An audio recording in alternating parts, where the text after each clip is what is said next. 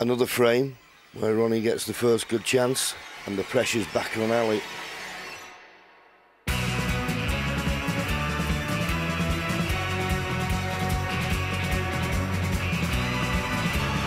Oh, he's played it well. And my fingers scratch at my head before my mind can get too reckless. The idea of seeing you here is enough to make the sweat go cold.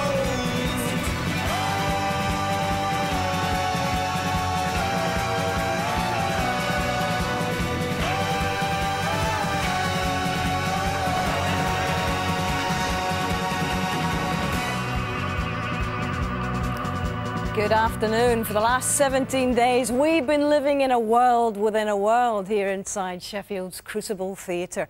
This 888.com World Championship has proved to be as all-consuming and demanding as ever for the 32 men who first started out here, and especially, of course, for our finalists, Ronnie O'Sullivan and Ali Carter. This is the prize. This has been their journey.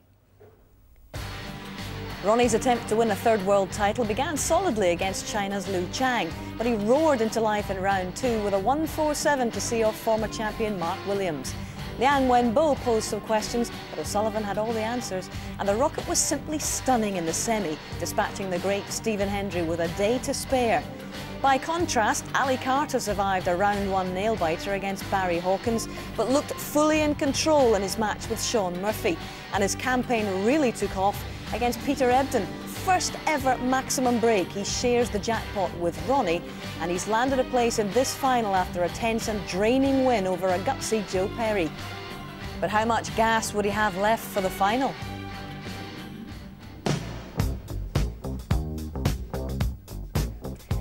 At 6-2 down, Ali Carter faced the most significant session of his snooker career when play resumed yesterday evening. But Ronnie was in the groove early. He had the cue ball on a string in the opening frame, a break of 78, for a 5-frame lead now for the Rocket. A nervy and rather scrappy 10th frame, the longest of the match so far at 29 minutes, was finally settled by this clever shot from Carter.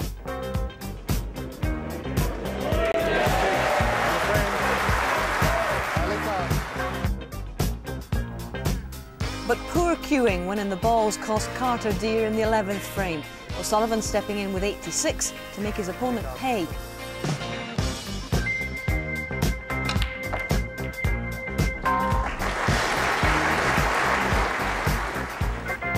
However, Ali picked himself up to take the 12th with a break of 76. 8-4 to the Rocket at the mid-session interval.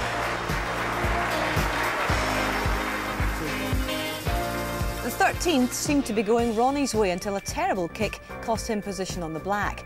Frustrating for O'Sullivan, and Carter took his chance to narrow the gap to 3 frames. 47-6. If Ronnie was concerned, it didn't show. A typical quick-fire 57 was his response, and 9-5 ahead now. 53.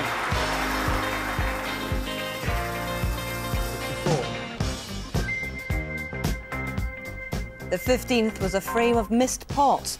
Both players squandered frame-winning chances, but it was Carter who blinked first. Ronnie pouncing out of his chair to increase Ali's misery.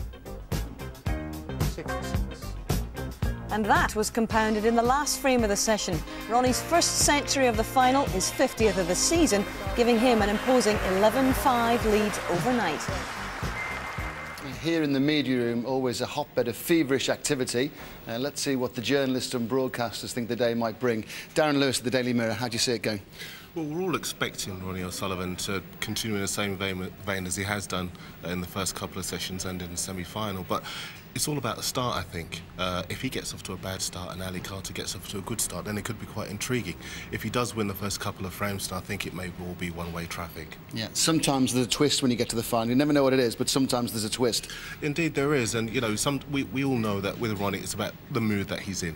If he starts off in a good mood, it's going to be fascinating to watch him steamroller the whole thing all the way to the line. But if Ali Carter gets off to a flyer, maybe puts O'Sullivan in a bit of trouble first couple of frames, then there might well be a couple of twists in it in this session. Dan, thanks very much. Let's go and have a word with Philip Studd from 5 Live.